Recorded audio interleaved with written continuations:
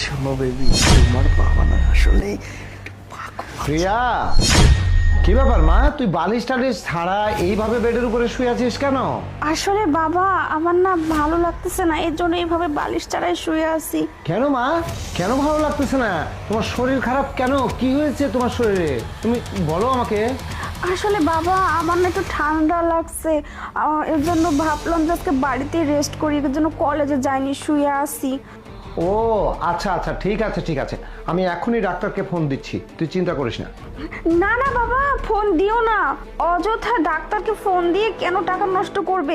এমনি সিজনাল ঠান্ডা, আবহাওয়া পরিবর্তন হচ্ছে না, এর জন্য।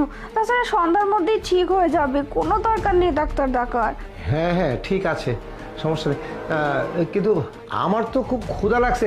আমাদের বাড়ির কাজের লোক ওই আরিফ কোথায়? আরিফ, হ্যাঁ আরিফ। আসলে বাবা আরিফ তো নেই, ওই ঠান্ডা লাগছে তো এর জন্য ওকে আমি ডিসপেন্সারিতে পাঠিয়েছি ঠান্ডার ওষুধ নিয়ে আসার জন্য, যাতে করি না আমি সন্ধ্যার মধ্যে 100% ঠিক হয়ে যাই। তুমি ওকে ডেকো না, ডেকে কোনো লাভ হবে না। হ্যাঁ মা, তুই এই কাজটা খুব ভালো করছিস। আজকের মতো ওই ঔষধ দিয়ে চলুক, আর কালকে আমি ভালো ডাক্তার নিয়ে আসবো। না না বাবা, আমি তোমাকে তো বারবার বলতেছি ডাক্তার আনার কোনো দরকার নেই, হালকা ঠান্ডায় তো ওষুধ নিয়ে আসলে খেলেই আমি সুস্থ হয়ে যাব। আচ্ছা ঠিক আছে, তুই যেটা ভালো মনে করিস সেটাই কর।